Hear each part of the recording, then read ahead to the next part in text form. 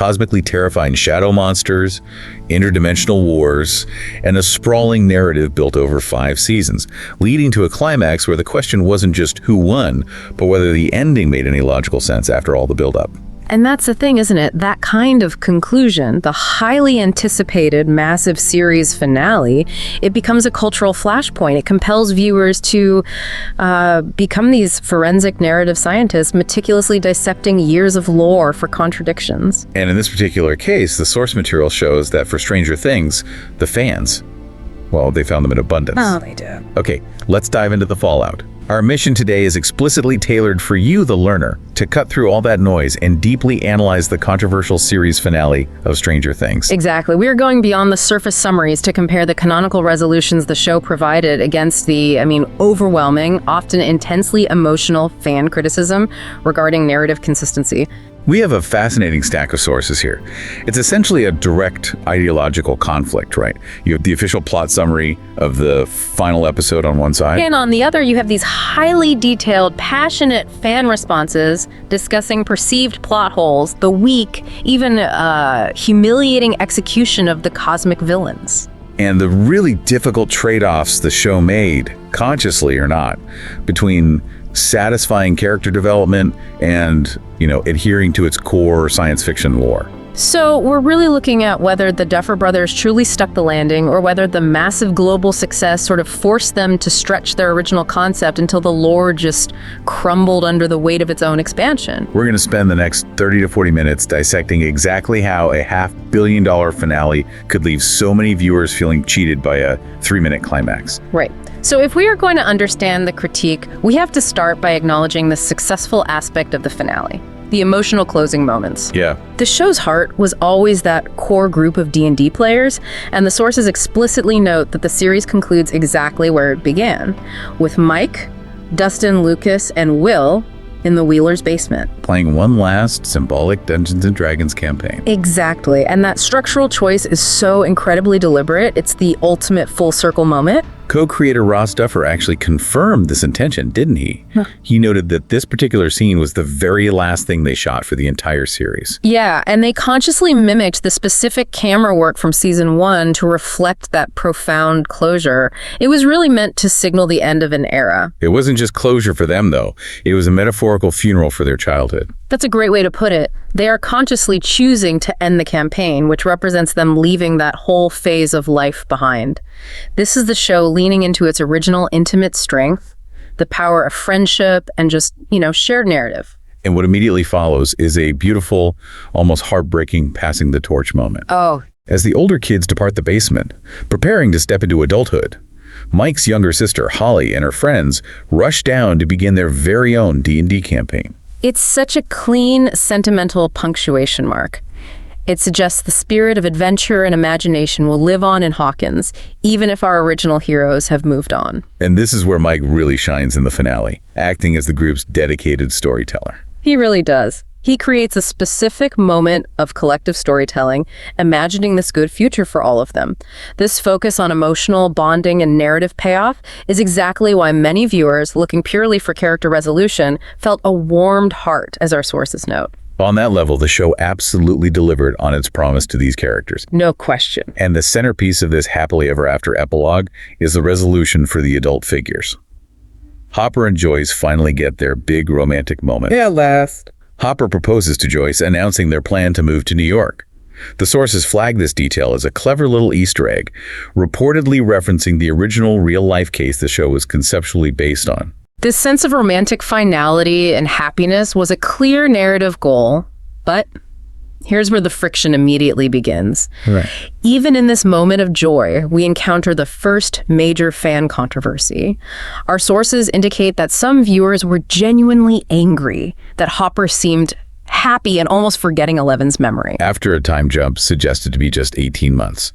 Which, when you think about it, is not a very long time. It's not, especially since Eleven's fate was left, ambiguously suicidal at best. That's a huge emotional hurdle for the audience to clear. If you, the listener, had just watched the character you adopted as your daughter possibly sacrifice herself in a massive interdimensional explosion, would you be moving to New York and happily proposing less than 2 years later? That's the critical question. Now, to be fair, other interpretations were present in the sources. They suggest this isn't forgetfulness, but a radical form of acceptance. Okay, explain that. Well, Hopper has dealt with the ambiguity of loss before, right? He's choosing to believe she made her ultimate choice, the only one that could save them all, and that he must now find his own path to peace with Joyce. So it's a coping mechanism. Exactly. But it highlights that core conflict. Moving on from cosmic trauma is messy, and this show tried to smooth it over with a proposal which felt jarring for some. Speaking of trauma and trying to smooth things over, Mac. Oh, yes. The emotional sequences involving her, specifically her confrontation with Vecna and the use of Kate Bush's running up that hill, were not only iconic, but highly praised. That was just pure, uncontestable emotional payoff. Agreed. That sequence will be remembered as one of the show's absolute best, hands down. However, Max's ultimate conclusion raised massive logistical and timeline questions immediately following that emotional high. because Max is later seen graduating with the others, whole and integrated back into the core group. Which created significant timeline confusion for the dedicated fan base. Max was in a medically induced coma for what was suggested to be a very substantial, life-altering period. Some fans even theorized it was years of recovery. For all intents and purposes, she was medically incapacitated. So how did she catch up? How was she able to graduate on time with her peers? The sources mention fans debating whether she utilized some kind of accelerated education program, often referred to in the community as EJA. EJA. Yeah, it generally stands for programs designed to help students catch up quickly, like an accelerated adult education program. But the simple fact that the audience had to invent a procedural mechanism, a fictional government program, to explain her graduation shows you the problem. It shows that the show prioritized the final emotional image Max standing there whole over the logical consistency of its own timeline. Precisely. The timeline stretched believability way too far. It's the classic, it looks good, so let's ignore the details approach, which is often a death knell for long-running shows built on detailed lore. And then we arrive at Will. Will Byers. While his participation in the final D&D game gives him that symbolic core group conclusion, the specific character arc conclusion is heavily criticized in the source material. And this critique is really central to the meta-analysis we'll do later. The primary critique is that the deep complexity of Will Byers, who was the very first victim and the locus of the Upside Down's infection, was narratively reduced. His final outcome is summarized by many critics simply as is gay or being reduced to obsessing over Michael Day. And this is a powerful criticism because Will's journey, especially his connection to the Mind Flayer, was the engine of the first 3 seasons.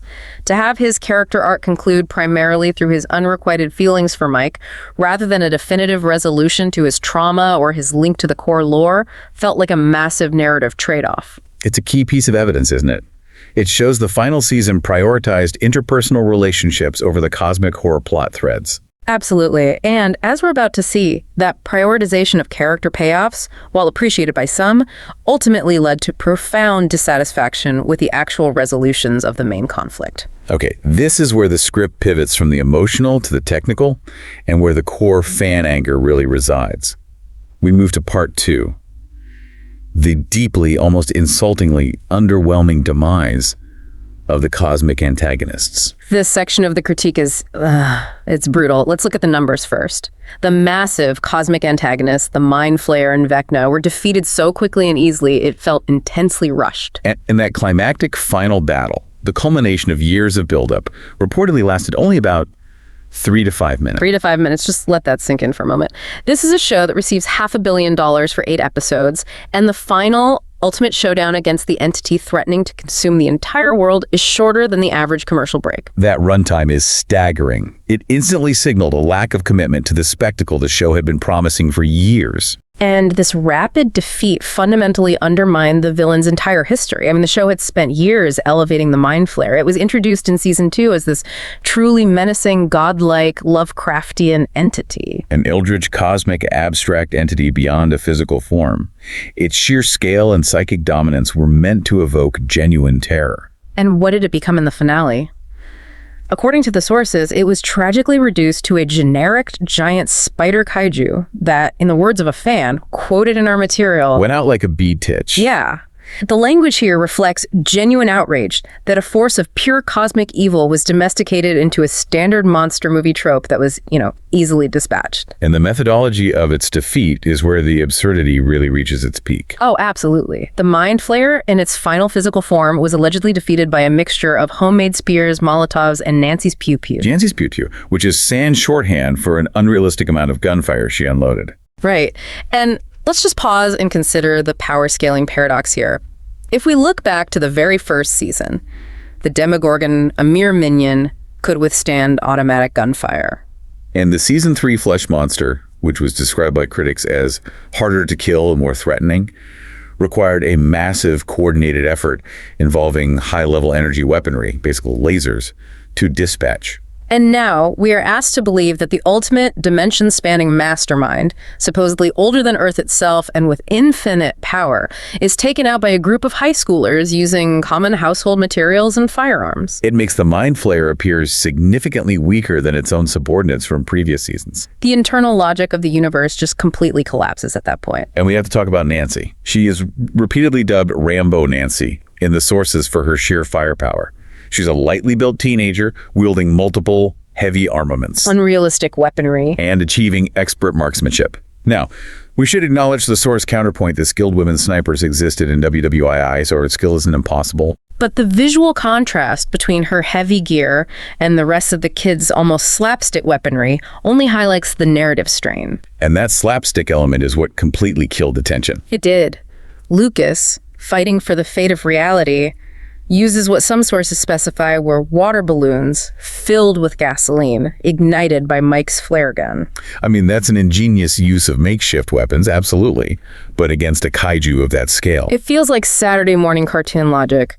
But the piece de resistance, the detail that drew the most mockery, was the report that the final boss, the giant spider Mind Flayer, was actually hurt by a knife to cut bread. A bread knife. Wielded by Steve and Dustin. They had a bread knife. This entity's Godzilla-sized, possibly weighing hundreds of tons, and a standard kitchen utensil manages to inflict pain or a lethal blow. It's just jaw-dropping narrative negligence. If a creature is scaled up to the level of a cosmic horror, the physics of its defeat must also scale up.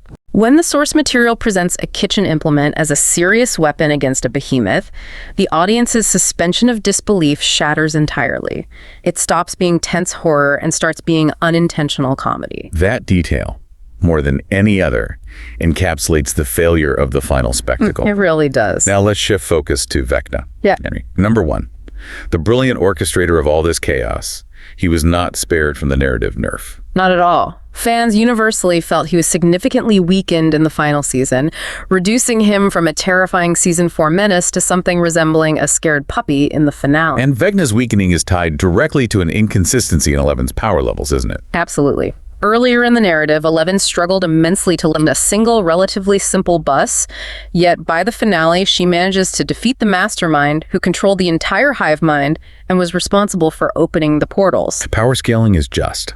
It's non-existent. There's no clear, satisfying explanation for this massive leap in Eleven's abilities or Vecna's sudden inability to counter her. It's almost as if the writers just needed her to win right now, regardless of the previously established physics of their world. And the fans, desperate to rationalize this dramatic reduction in threat level, provided a wonderfully cynical explanation. I love this one. Vecna lost his brain cells when he was lit on fire and shot in Season 4. It's humorous, but it points to a very serious problem. The writers did not provide a canonical, logical reason for the audience to accept his sudden drop in threat. The fans had to make one up. The ultimate indignity, though, comes from his final, messy end. Joyce, the mother who's been fighting for her children for years, is the one who kills Vecna by chopping off his head. Which is symbolically powerful, I'll grant you that. The maternal figure destroying the ultimate threat to her child will. But for the primary mastermind of the entire series to be dispatched by a standard decapitation rather than a massive psychic battle or some clever trap felt deeply anticlimactic to a lot of people. It did. The rush to the finish line and the sudden nerfing of the villains had these cascading effects, creating narrative vacuums and plot holes that fans immediately focused on. Which forms the basis of our third section of critique, Exactly. And the first, and arguably most glaring inconsistency noted by sources, is the complete disappearance of the monster army. Where did they go? The demogorgons, demobats, demodogs, creatures that should have been flocking to the open gates to destroy the world, were completely absent from the final massive battle. At the highest stakes imaginable. It's a massive failure in world-building consistency. You have a huge battle, the dimensions are merging, and the entire supporting cast of monsters just vanishes. This forced the fan base to create these intricate theories to fill the vacuum. Some humorously suggested the monsters were demanding fair pay, enjoying their PTO. Paid time off. Or taking a collective demagogues because the working conditions were too poor. And that humor masks a genuine frustration, right? Of course. More seriously, fan theories attempted to justify their absence by suggesting all the smaller creatures were consumed or merged to create the Mind Flayer's large physical kaiju body, mirroring the formation of the creature in Season 3. But even if that theory is plausible, the show's failure to explicitly confirm this left the audience trying to write the logical explanation for a $500 million series themselves. Which is never a good sign. And this lack of resolution leads us directly to the lingering question around Will Byers' connection to the Upside Down. This is critical lore. It is. Will was established as being irreversibly tied to the Mind Flayer hive mind because of his time trapped in Dimension X. It was a deep, almost symbiotic link where he could feel the pain and movement of the creatures. This link was central to his trauma and the plot of Seasons 2 and 3. So the plot hole is huge. When the Mind Flayer and Vecna are attacked, hurt, and supposedly defeated, Will experiences nothing. Nothing. He doesn't collapse, he doesn't feel pain, he shows no sign of the connection. Which suggests the connection was completely severed. A monumental event that should have been given its own scene, its own explanation, its own emotional weight. Instead, the show entirely glossed over this crucial development. Did the writers just forget the core mechanism of Will's character? Or did they intentionally erase his trauma for a clean emotional payoff, regardless of the logical cost? And if Vecna was truly the brilliant mastermind, this also raises questions about his strategic intelligence. It really does. Vecna made Will his spy in previous seasons a key strategic asset. Yet Vecna seemingly forgot about this immense advantage, or simply failed entirely to foresee or stop the main group's final attack. Exactly. Why wouldn't a calculating mastermind, supposedly capable of controlling every Demogorgon and Demobot, utilize his deep, personalized connection to the one main character who has consistently been a liability and an asset? It suggests Vecna became strategically incompetent in the final season.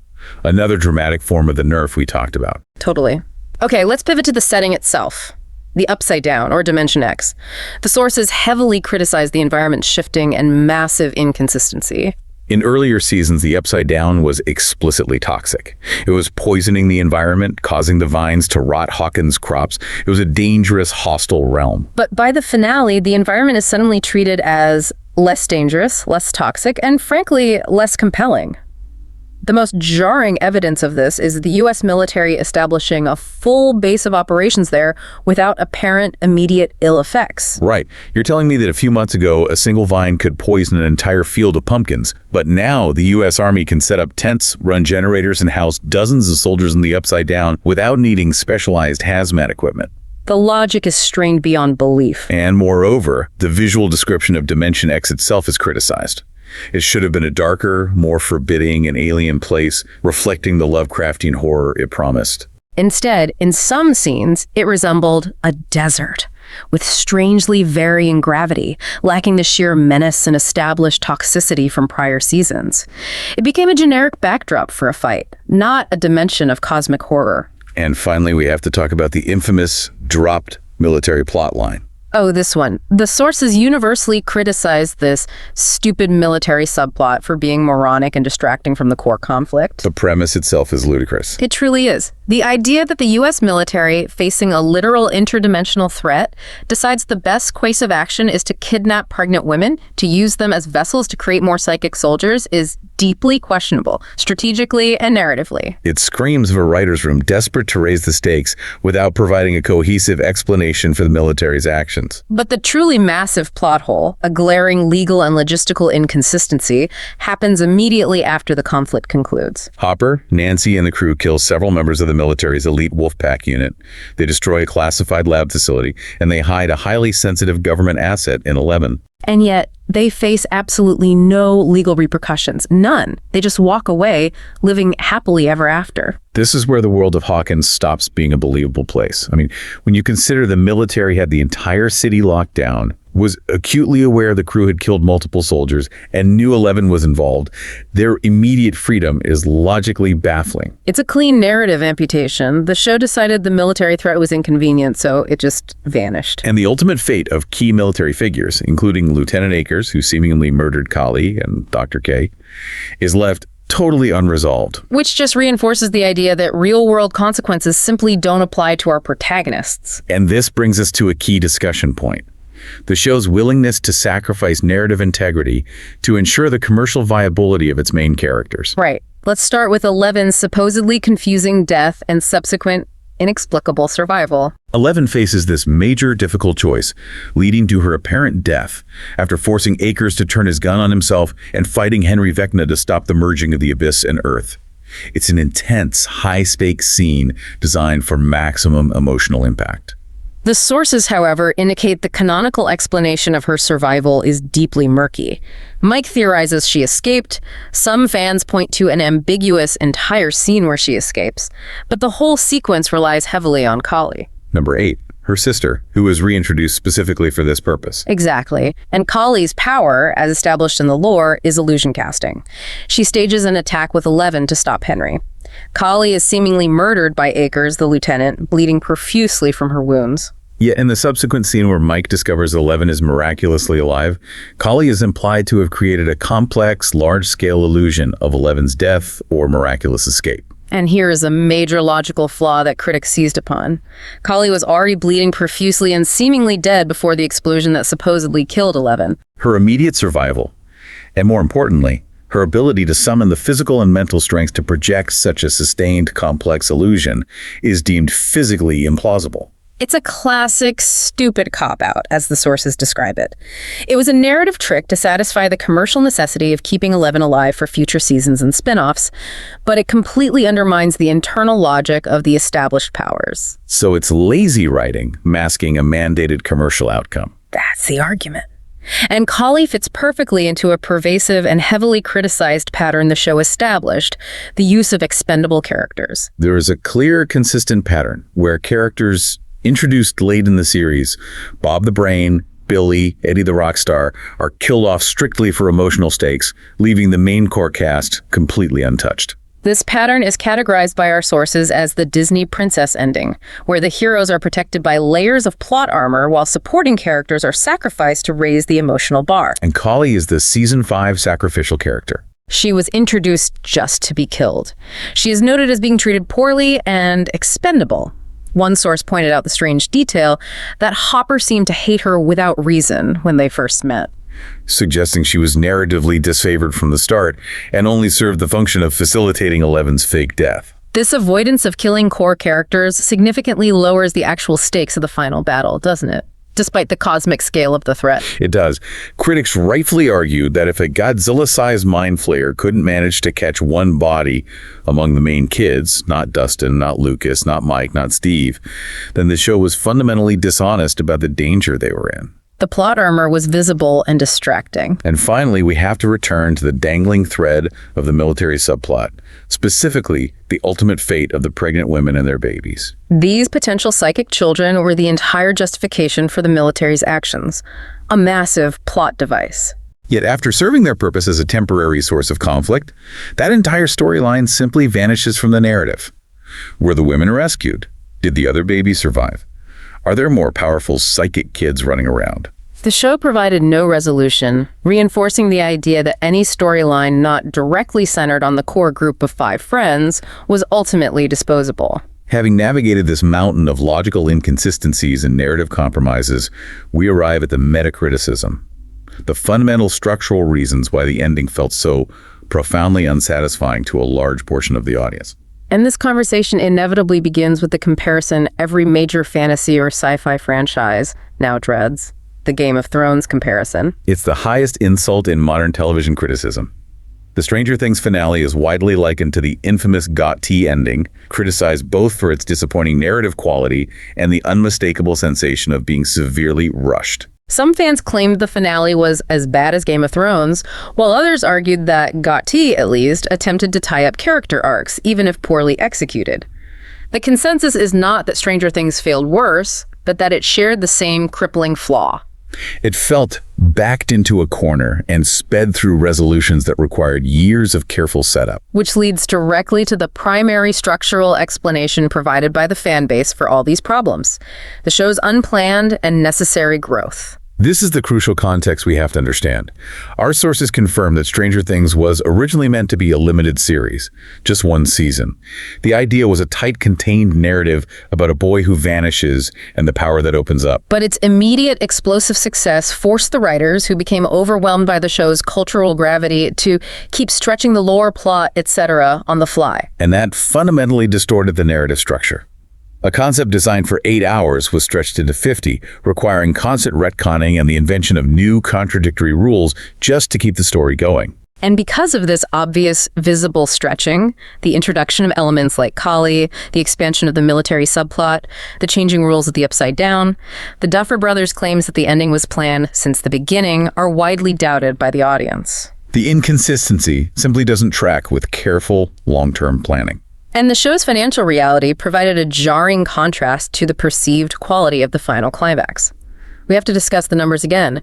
The sources cite the show's massive budget, $500 million for 8 episodes. That's over $60 million per episode. $60 million. And yet, what did that money buy us in the climax? A 3-minute climactic final battle involving a bread knife and gasoline balloons. The contrast is astonishing. What could that money have paid for? A massive, sustained, visually spectacular, logical confrontation that satisfied the buildup. This led to significant fan speculation that the money did not go into the final production quality or the narrative coherence, but rather went to executives or significantly inflated cast pay. And while we can't confirm that, the perception of vast expenditure resulting in a cheap, rushed climax solidified the feeling of a betrayal of the spectacle. This tension ultimately boils down to the final persistent complaint: the painful imbalance between spectacle and character. The consistent critique is that the final season prioritized character development and social themes over the core sci-fi horror plotline. And this imbalance is powerfully illustrated by a fan comment noted in the sources, stating that the show invested 50 episodes for LGBTQ behavior, but couldn't give us 3 minutes for the actual reason why people watched the show. And while that statement is blunt, it captures the frustration. The emotional payoffs, Will's acceptance of his sexuality, Robin's relationship conclusion, were fully realized, but they came at the expense of solving the fundamental science fiction mythology. The ending, therefore, was satisfying for the heart. It celebrated friendship, community, and character growth, providing that sentimental conclusion many viewers crave. But it was deeply disappointing for the brain. It failed to logically resolve the intricate, high-stakes science fiction mythology it had painstakingly built over half a decade. It's a tragic narrative paradox. Yeah. The immense popularity and emotional connection the audience had with the core characters ended up sabotaging the structural integrity and logic of the very plot those characters were supposed to be saving. They were too important to kill, and their happy ending was too important to compromise with consistent lore. Okay, so let's bring this all together. We've seen how the Stranger Things finale delivered sentimental closure for characters like the core D&D group and Hopper and Joyce, providing moments of true emotional payoff. They found happiness, they grew up, and they moved on. Yet, simultaneously, the finale provoked intense backlash due to a rush in pacing, glaring plot holes regarding the Upside Down's shifting toxicity, and the unforgivable, underwhelming defeat of the Mind Flayer. That villain was downgraded from a genuine cosmic horror to what one source aptly called a mild failure. The ending, structurally, suffered from the unfortunate fate of being a superb, limited concept that was stretched, season after season, into an overextended, multi-season franchise. So, what does this all mean for you, the learner? It means understanding that the mechanics of franchise longevity often clash directly with the demands of good storytelling. A successful finale requires not just wrapping up the characters' feelings, but rigorously adhering to the world's internal rules, especially when millions of dollars and years of emotional investment are on the line. This leads us to our final provocative thought for you to roll over in your mind. We know several fans theorized that the entire series should have ended with the reveal that the Upside Down and all the events were simply a long, elaborate Dungeons & Dragons campaign played in the basement. Given that the actual ending prioritized the emotional themes, the core kids growing up, and featured a universally criticized, rushed final battle involving a bread knife, do you believe that a non-literal, purely symbolic ending, where the monsters are vanquished by simply closing the D&D book, might have been a more honest and satisfying conclusion to the spirit of the story, even if it lacked the grand lore-heavy spectacle the audience ultimately demanded? Was the spectacle the problem all along? The final campaign of Stranger Things ended right where it all started, in the Wheeler basement. That D&D table moment, it was, symbolic perfection. An old nostalgic closure. Exactly. But the actual war, the fight against the Mind Flayer and Vecna, that ended in a split decision, leaving so many of us asking, was that a satisfying conclusion, or was it a narrative catastrophe on par with, say, Game of Thrones? And that polarization is really what we have to dig into. We've pulled together everything, fan forums, critiques, creator interviews, to unpack this. The mission is to really understand the clash between the emotional payoff, seeing the characters happy, and the narrative coherence. You mean the actual rules of the universe they built for a decade? The rules of the Upside Down, the threat level of the monsters, all of it. Did they stick the landing or abandon the lore? Okay, let's get into it. And we have to start with what actually worked. Because even the harshest critics seem to agree that the final human moments, they were powerful. Right. The Duffer Brothers, you have to give them credit, they knew where the heart of the show was. And it wasn't in the explosions. No, it was in the nostalgia. The series ends, like you said, with Mike, Will, Dustin, Lucas, and Max back in the basement. One last Dungeons & Dragons game. That scene felt like the real ending. It was so potent. And Ross Duffer even said they shot it last on purpose, trying to mimic the exact feel of season 1. The cameras, the lighting, everything. And it wasn't just a callback, it was a transition. Matt Duffer said this was about them officially leaving childhood behind. Yeah, as they walk up the stairs. Holly Wheeler and her friends come rushing down to start their campaign. It's literally passing the torch. The coming-of-age story is complete. And that sense of completion carries right into the epilogue. That 18-month time jump gave everyone a chance to just be happy. Most fans we saw just felt this warm heart seeing them move on with life. Of course. And you see it most with Hopper and Joyce. Jumper finally happens. He proposes.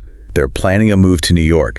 It's the earned, grounded ending for the adults who've been through hell. But even there, you see the crack. That same happy ending sparked debate.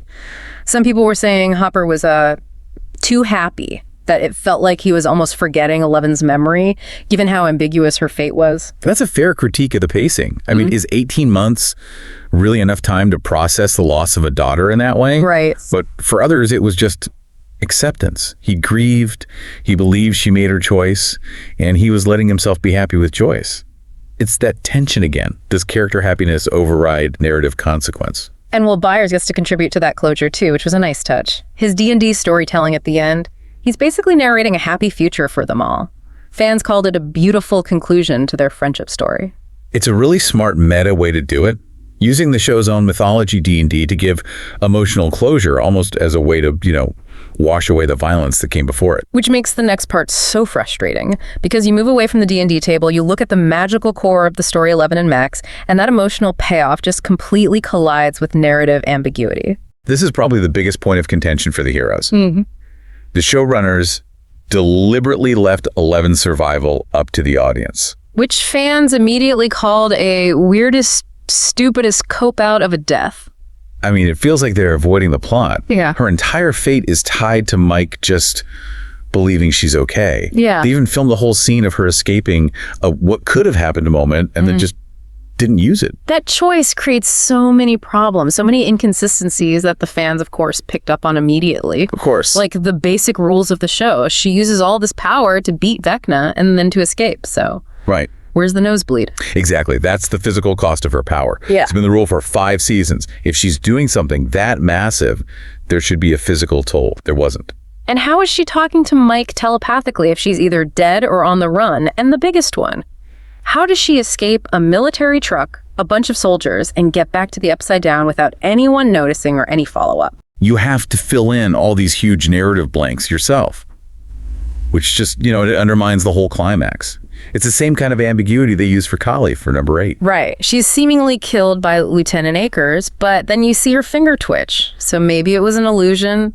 Did she survive? We don't know. And it fits the pattern. She's reintroduced right at the end, so she's seen as expendable, like Bob or Billy or Eddie. So if she's dead, she's just another disposable character. If she survived, then they're just hedging their bets on every single powerful character. It's just fuzzy. The endings for Hopper and Joyce were concrete. But for the magic at the heart of the story, for Eleven and Kali, it's intentionally blurry.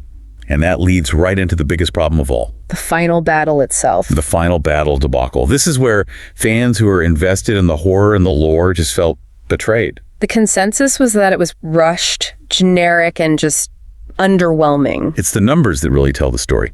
The final world-ending battle against the Mind Flayer and Vecna. It lasts for about 5 minutes. 5 minutes. After years of buildup, after a budget that was, absolutely staggering. That budget is a huge point of contention. Fans were all over this. The show cost $500 million. Yeah. For 8 episodes. Which is, just to put it in perspective, way more than something like Avengers, Infinity War, and Endgame. Right. And you get a climax that's shorter than a commercial break. So people started asking, where did the money go? It wasn't about, fraud or anything, but about priorities. It seems like they spent it all on the journey, on the character moments, the dialogue, the locations, but not on the actual destination, the final spectacle. You nailed it. Mm-hmm. And that disappointment really gets amplified when you look at what they did to the Mind Flayer. The downgrade. This was, I think, the thing that angered people the most, the demotion from cosmic terror to kaiju. In season 2, the Mind Flayer was this eldritch, Lovecraftian cosmic entity. It wasn't just a monster you could punch. It was a concept, a shadow on a TV screen that drove you mad. Pure existential horror. That's what made it so terrifying. It was an idea, an infection. And in the finale, that idea becomes a big spider kaiju, a fleshy beast. They traded the conceptual horror for a physical monster, and the monster just wasn't as scary. Fans felt it was completely nerfed. They immediately compared it to other terrible villain endings, like the Night King in Game of Thrones. Or Pennywise in the old It miniseries. It just went out like a total wimp. And the detail that really sealed it, that just deflated the entire threat, was what it took to hurt it. Oh, this is the worst part. This massive cosmic being was being injured by homemade spears, Molotovs, and Nancy's pew-pew. Just a basic rifle. Think about that. Back in season 1, a single Demogorgon was barely scratched by bullets. It was terrifying. Now, the king of the Upside Down, the final boss, is getting taken down with stuff you could find in your garage. One fan pointed out that if the U.S. military got involved with, a single helicopter, the Mind Flayer would be dead in an hour. The threat level went backwards. The final boss should be harder to kill than the first mini-boss, not easier. And if your 5-season monster can be beaten by a teenager with a bottle of gasoline in 5 minutes... the stakes are just gone. It's all gone. And that same problem extends to Vecna. Vecna, the other half of the evil equation. His whole plan is to merge the Abyss with Earth. It stopped by Eleven and Kali. But again, fans felt his defeat was just too easy. He was supposed to be Eleven's equal, right? Her superior, even. But after getting hurt in season 4, he just seemed so diminished. Critics were calling him a scared puppy by the end. And this brings up the power scaling problem, the thing that viewers who pay attention to detail just couldn't ignore. Okay, let's break this down. In a past season, 11 struggles. She really struggles to lift a bus. A huge object, but a physical one. It sets a sort of baseline for her power, a limit. Right, so if that's near her peak, how does she suddenly have enough power to defeat Vecna, who is now merged with the entire hive mind and is literally tearing holes in reality? It's a massive plot hole. She had to have gotten some huge power-up or a buff that the show just never explains. And the final blow to Vecna. It was symbolic, sure. It's Joyce and Will, the mother, protecting her son, but the execution was just lacking. It felt too simple. It wasn't creative. Vecna just sort of dissolves. He goes from being the ultimate boogeyman to just another disposable villain. So the big takeaway here is this narrative safety blanket. The villains were, at the end of the day, just an inconvenience. They were handled, as one source put it, without inflicting a single scratch on any of the core characters. And to achieve that safety, they had to ignore so many other things. So many other plot threads. Which brings us to the missing monsters. Right. This was one of the biggest points of confusion in the final battle. The total baffling absence of the bad guys' army. We're talking about an invasion on a war. Vecna just forgot about his army of demo creatures. No demogorgons, no demobats, no demodogs, nothing. The monsters that made the Upside Down a threat were just gone. Dimension X looked like a desert instead of a war zone. The whole thing was so absurd that fans had to invent their own funny explanations. The best one was that the demo creatures were on Demogrieve. Or they'd taken their pot dough, paid time off for the apocalypse. There was a more serious fan theory, though, that all the creatures were absorbed to create the Mind Flayer's big spider body, like the flesh monster from Season 3. Okay, that makes some sense, narratively. But even if that's true, why would this giant new creature fight alone? Where's its protection? It just feels like a budget cut or a huge storytelling mistake. It makes you ask the question, why was the single Demogorgon from Season 1 more of a threat than the final world-ending boss? It's an incredible irony that one monster caused more lasting damage than the entire final invasion. Yeah. And moving on from the missing army, we have to talk about Will Byers. The hive-mind connection, a thread that's been central to his character since the very beginning. This was a huge betrayal for a lot of fans. It was established over and over that Will was irreversibly tied to the hive mind. He feels its pain. It's his trauma. It's his core wound. And yet, when the Mind Flayer and Vecna are destroyed, he's fine, perfectly okay. The connection is just gone, no consequences. It's a massive convenience just to give him a happy ending. And it ignores huge potential plot holes. We know from Season 3, the Mind Flayer can exist as dust, as particles. It can possess people. So if any tiny part of it survived, Will would be target number one. He still has that connection, but the show just ignores it. One person wrote, Vecna forgot about his army, and Will is supposed to be Vecna's spy, yet he just leaves Will to stop him later like he expects Will to be afraid in his little puppy. That's just tactically stupid for the villain. Also, the hero can be safe, which leads to the last big plot hole, the absolutely baffling military subplot. The Wolfpack unit, oh man. Critics called this whole thing stupid, moronic, and just unnecessary. Their entire goal seemed completely insane given the circumstances. The world is ending, Hawkins is cracking open. And the military's top priority is to capture 11 and experiment on in utero babies. It's cartoonishly dumb. They should be coordinating a global defense, not running some secret side quest. And it creates these huge, unresolved legal problems that the finale just pretends don't exist. It's huge. Hopper kills several U.S. soldiers. 11 forces Lieutenant Akers to kill himself with his own gun. These are major crimes, but 18 months later, in the epilogue, nothing. No repercussions, no investigation.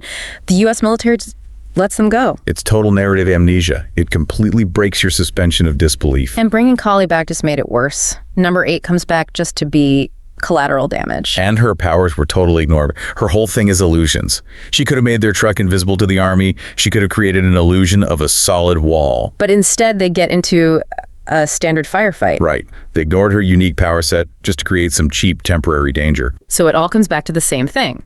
The characters get their happy emotional ending, but the lore, the world building, the stakes, they were all sacrificed to get there. Which really brings us to the meta-narrative. The pressure cooker this show was created in. Yeah, you have to remember, this show was never supposed to be this big. The original idea, Montauk, was a one-off limited series. And then it exploded. It became a global phenomenon. And Netflix and the fans demanded more. So critics believe they were just stretching the lore and writing on the fly season after season. Which is why the Duffer Brothers claim that they had the ending plan from the start feels, well, fans called it 100% fraudulent. You can see the shift in quality after season 2.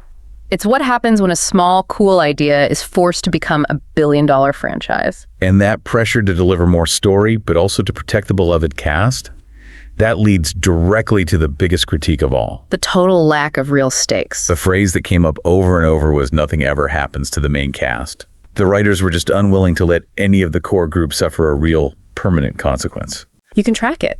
Every major death is a character introduced that season to be killed off. Bob? Billy? Eddie? And now, maybe, Kali?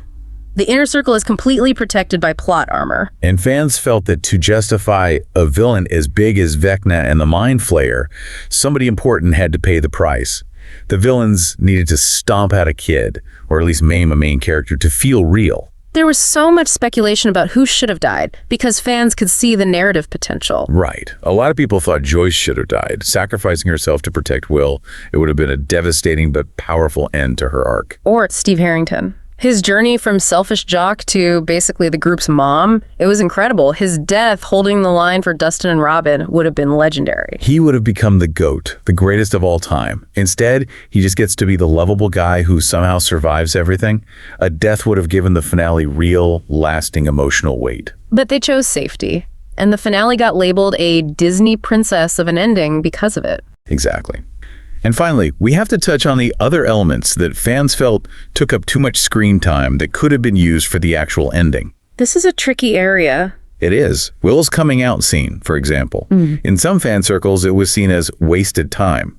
They argued that since Vecna never even used Will's identity against him, why spend so much time on it right at the climax? Okay, but we have to be balanced here.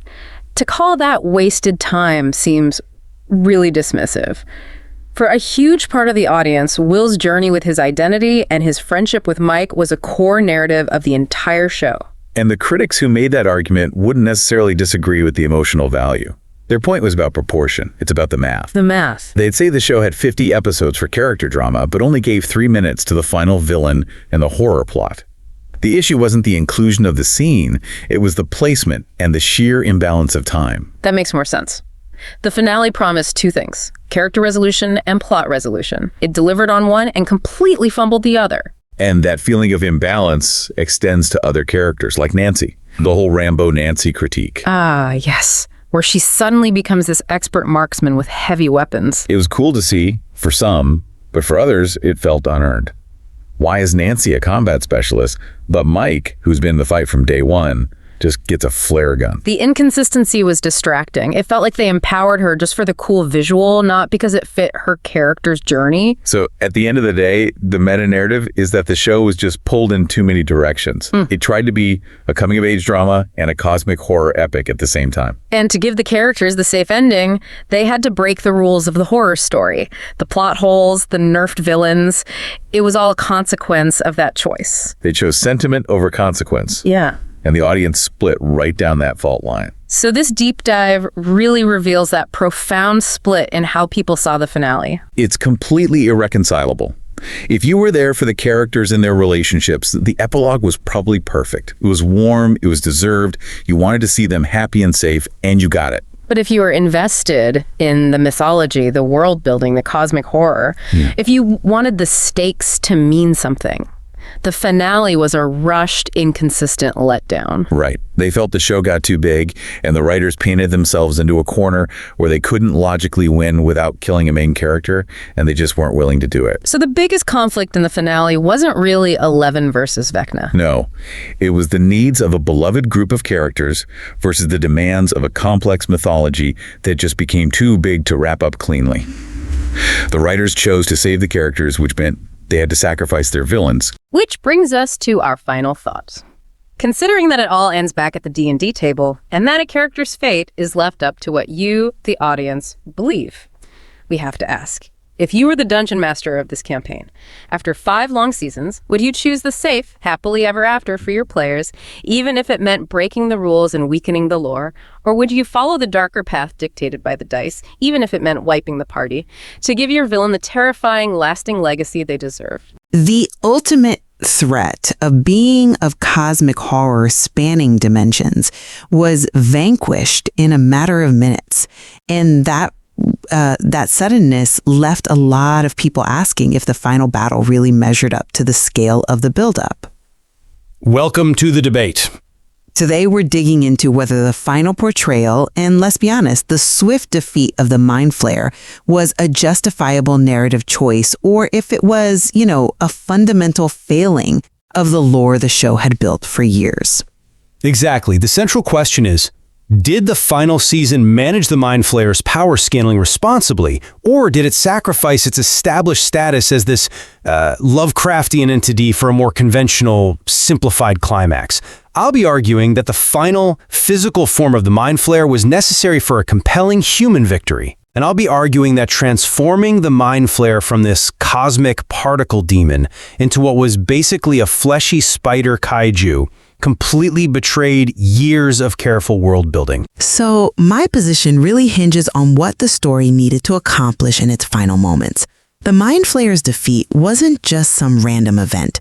It was directly tied to Eleven overcoming Vecna, or Henry. He was the focal point, the human element that grounded the entire conflict.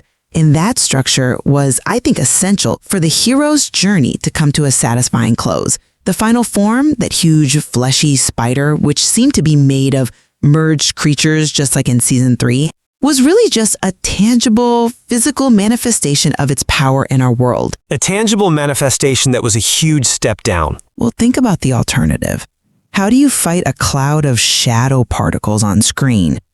A purely cosmic, abstract entity would have been narratively and visually almost impossible to defeat in a way that felt earned for all the characters. The conflict had to have a physical proxy, a point of vulnerability for the human characters to, actually fight.